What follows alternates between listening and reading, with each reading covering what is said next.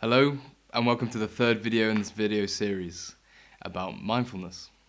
Today I was going to talk about the three major benefits that I think anyone could get from practicing mindfulness and improving their ability to be mindful. Before I get onto those, I just want to quickly go over the fact that mindfulness is a skill. It's not a reflection on your personality if you're mindful or not necessarily. Some people often feel like they project stuff on themselves. Like when I'm talking about the benefits of mindfulness, some people project that on themselves, go, oh, well, as he's saying, I'm not very good at holding meaningful relationships. I'm not saying that. I'm just saying that with mindfulness is a skill, and it's a skill that you can develop. And I think that what I'm going to outline here are the benefits that I think come from being more skillful in this way. It's no reflection on who you are. I know you're wonderful, right? First one is mindfulness improves your ability to stay in the present moment. Staying in the present moment is a little bit of a cliche now. Live in the moment, dude, and all this sort of stuff. But it's real stuff. The reason for this is because I actually feel like the past and the future are actually low value places to reside. And let me describe that a bit further. So I'll go to the past first. Reflecting on your past experiences, your past performances, and using that to create goals and increase self-awareness in a structured manner is valuable. But what I'm saying is quite low value is ruminating on past experiences. And from my experience, this is, why did I say it like that? Maybe I should have done this. Why did I eat so many Cheetos? I don't eat Cheetos, probably more ice cream for me.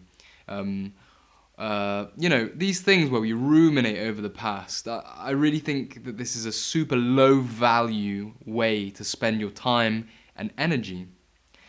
Not only is it low value, but our mind has a bias towards reflecting on things which are sometimes negative.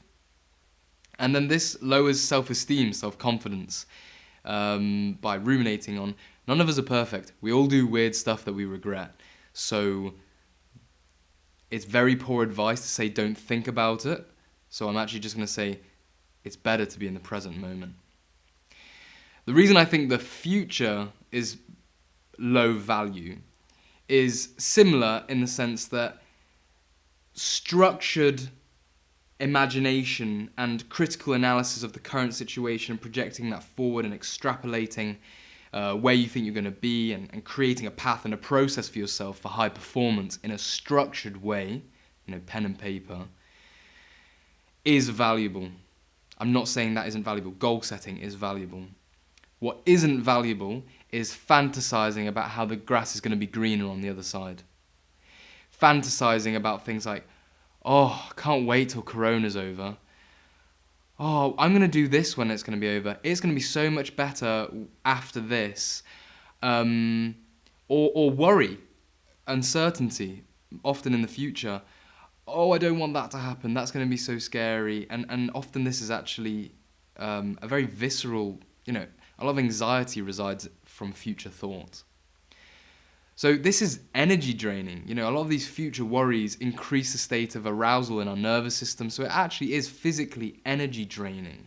So it's not only low value because you're not achieving anything, but it's also low value because it's actually reducing your state of health and calm and enjoyment. Tying in what I said about the future, once you've structured and set these goals in what I said is the good way to spend some time in the future, you can't do anything about achieving those goals anywhere but the present moment. That's the key thing here. By being in the present moment, you can connect to people more here and now rather than being lost in thought. You can enjoy your food better rather than spending 40% of your meal thinking about pudding. And things like this. It increases the depth of the present moment. So that's the first benefit. increase your ability to stay in the present moment. And I'm going to show you how it does that and explain how mindfulness and how you can practice that through mindfulness and how you can increase your ability to stay in the present moment in, I think it's like the 9th or 10th video in this series. So that's the first benefit. Second one, self-awareness. And I've put this into 2 smaller categories. By being mindful, you increase your self-awareness. And the main benefits of self-awareness I have outlined are stamina. For me personally, I said in one of the videos before, I used to have these waves where I'd almost be like manic and then sort of like, we're all a little bit bipolar, really. We all have these sort of high energy and low energy days, but by being self-aware, you notice that you're maybe barking up a tree that isn't worth your time, or you're going down a rabbit hole that's not going to lead anywhere earlier. So to put it in a energy example, you've been revising for exams, and you've got a month until your first exam. You're a month away from your first exam. You've been revising really hard, getting up at 5:30 every morning.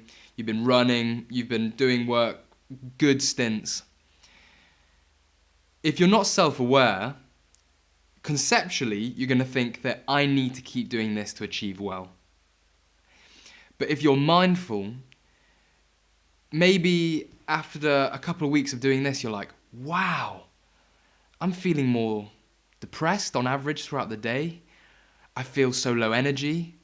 I feel like I can't enjoy anything because I'm so drained and I'm not doing the things that I love.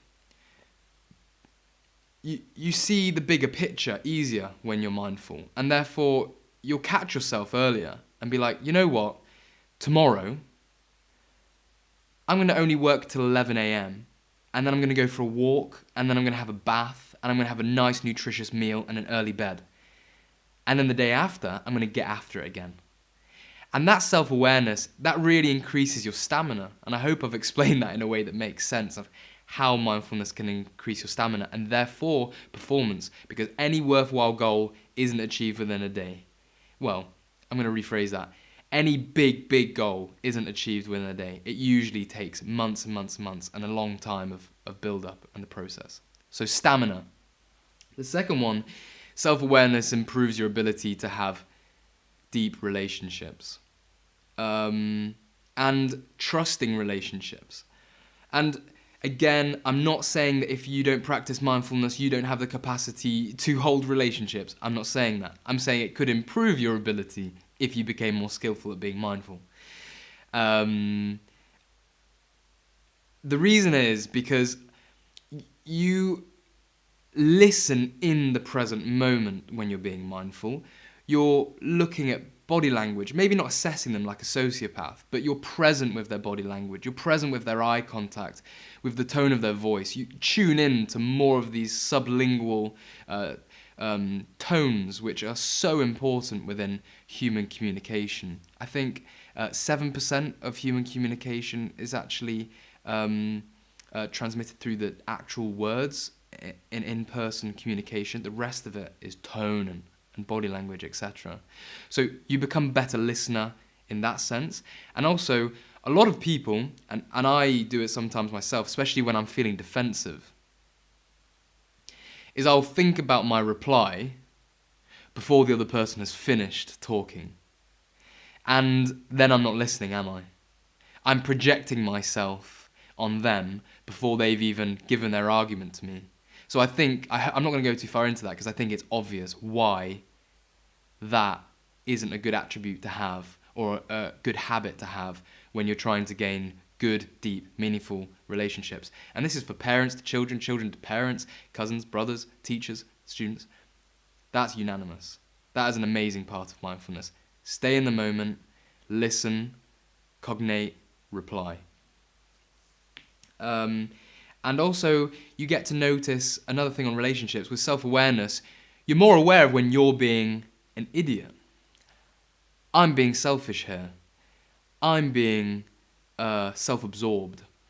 Also, from the other side of things, They're trying to control me, and I'm being a victim here.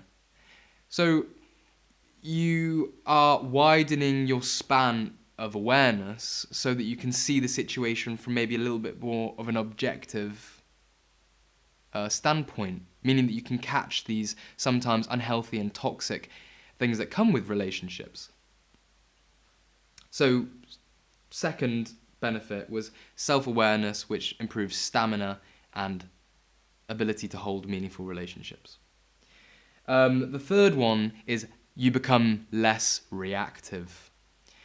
If you are mindful, you'll start to notice the fact that you scroll on social media for a bit and you see that guy and, oh, he's absolutely ripped and I'm a little bit fat and that makes me sad. I'm sad, so I'm going to go eat some chocolate.